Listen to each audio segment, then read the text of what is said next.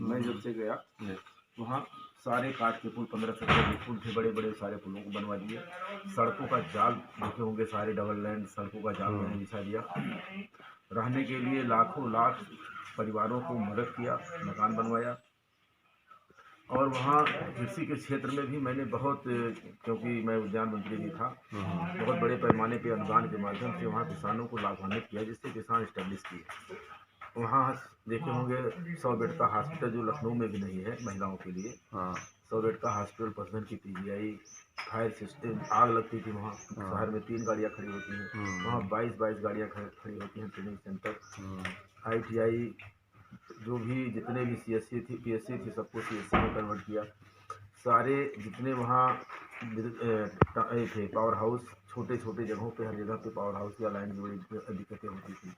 तो विद्युतीकरण गांव गांव, school, primary school, junior high school गांव गांव। मतलब इस समय हमें लगता है उत्तर प्रदेश में सबसे समृद्धशाली विधानसभा मैंने उसको बनाया था, सबसे खूबसूरत बनाया था, और सबसे ज़्यादा लोगों को रोजगार दिया था, और लोगों को नौकरी भी दिया था। काम तो हमें बहुत किया था, लेकिन जनता 15 साल से लगातार मुझे देख रही थी। एक बेबाई हवा आई भारतीय जनता पार्टी की, उसमें लोगों ने कहा कि ये लग रहा 15-15 लाख खातों में आ जाएगा। और उसी 15 लाख के चक्कर में लोगों ने थोड़ा भूल किया।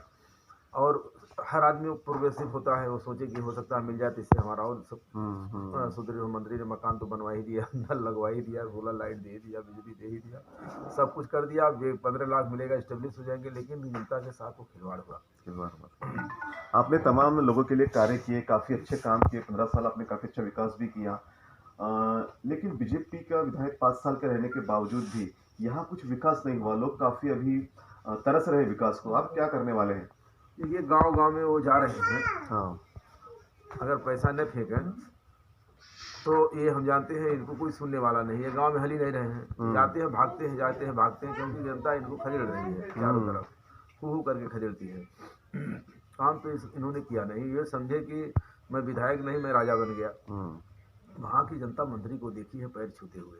वहाँ की जनता उम्मीद करती है, मंत्री जब आके पैर छूता था, मंत्री उनके टेलीफोन पे उनके सब काम होते थे, और ये जानते हैं कि गाली देने से सब कुछ हो जाएगा, ये डांटने से पब्लिक को कुछ हो जाएगा। तो ये वहाँ नेता नहीं, ये गुंडा बनने लगे।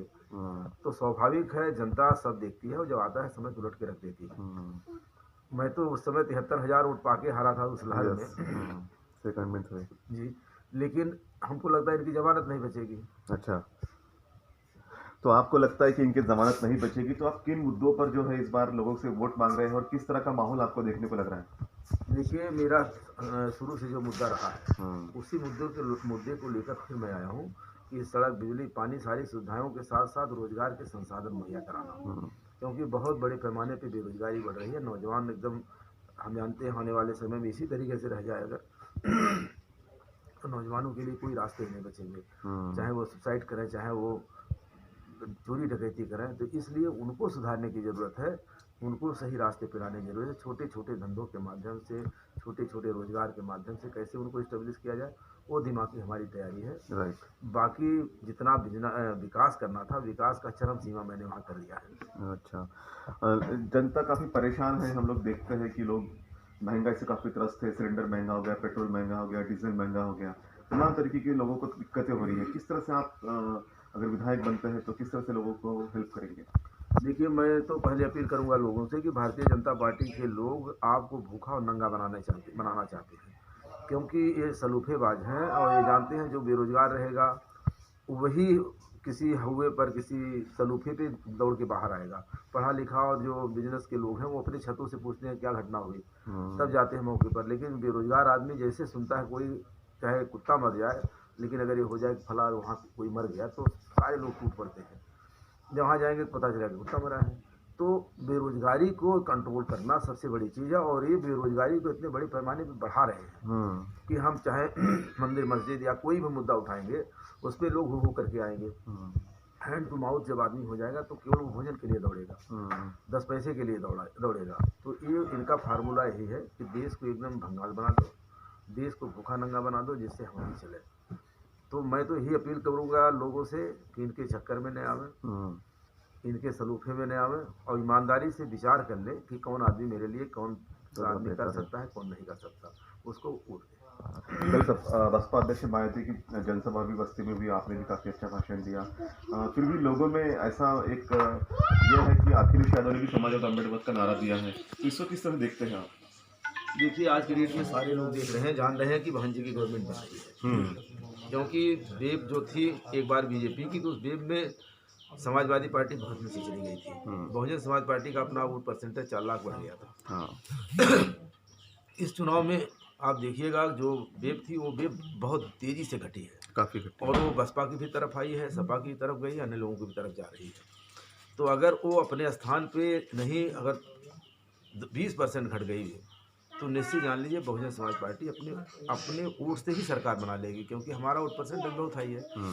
ये दोनों लोग समाजवादी पार्टी के पास क्या है बता दिए, 7-8% वोट, बहुजन समाज पार्टी के पास 22% वोट, और इनके बीजेपी के पास कोई परसेंटेज नहीं है। अपर कास्ट की पोलिंगें या अन्य पोलिंगें जो होती हैं, वह पोलिंगें केवल लहर और हौफे पे जाती हैं कि लहर बनी उसी ओर चल रही है, लेकिन अस्थायित्व अगर किसी के पास है तो बहुजन समाज पार्टी के पास है। राजकिशोर सिंह लड़ रहे हैं, 10-20 हज़ार वोट राजकिशोर सिंह के अपने होंगे, तो 10-20 हज़ार वोट जब मिलेगा उसमें, तो अपने आप सीट निकल जाएगी। ऐसे तमाम विधानसभाएं लगभग हमें जहाँ तक उम्मीद है 250 के ऊपर विधानसभाएं हम जीत रहे हैं। अच्छा। अभी बक्सा जब खुलेगा तब लोगों को लगेगा, क्योंकि अभी ड्रामेबाजी चल रही है सपा की और भाजपा की। ये ड्रामेबाजी इसलिए हो रही है कि कहीं हमारा मतदाता बसपा की तरफ न शिफ्ट हो जाए। हाँ, जो वोटिंग में फाल्स मतलब निगेटिव वोट जो गया था, उस वोट को ये लोग रोकने के लिए आपस में दोनों लड़ रहे हैं कि हमारे बीच में रह जाए।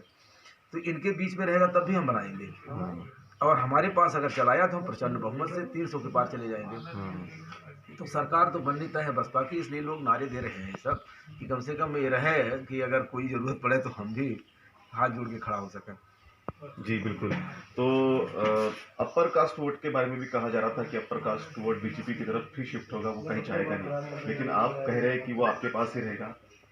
देखिए, अपर कास्ट की पोलिंग आज 80 से 90% देखिएगा, क्योंकि देखिए उस बार जो समझदार आदमी बहुत होता है वही गुमराह हो जाता है कभी कभी। तो समझदार आदमी गुमराह हुआ था, और आज वो समझदार आदमी उतने वेग से, ये जान लीजिए, लेके हथियार बैठा है, हथियार मतलब मुहर लेके बैठा है कि कब बक्सा खुले, कब ठोक के किनारे कर दें इनको। बीजेपी को सबसे ज़्यादा नुकसान अगर कोई करेगा तो अपर कास्ट करेगा। इसी गांव में, अगल बगल गांव में जाइए, ठाकुर ब्राह्मण गांव चले जाइए, आप देखिए 90% आदमी खिलाफ है। अच्छा। जाते नहीं, कोई वोट इनको देना नहीं चाह रहा है। कभी कभी मजबूरियां हो जाती हैं कि कैंडिडेट उनके सुटेबल नहीं हुआ तो वोट नहीं देते, लेकिन आज की डेट में कम से कम 50% मतदाता भारतीय जनता पार्टी के बुरी तरीके से खिलाफ है, उनको वोट नहीं करेगा। जी। तो ये थे राजकिशोर सिंह जी, जो आश्वस्त है और दावा कर रहे हैं कि वो तो खुद इस विधानसभा से जीतेंगे और बहुजन समाज पार्टी भी बहुमत से सरकार बनाएंगे। आप हमारे साथ आए, बातचीत की, उसके लिए बहुत बहुत शुक्रिया।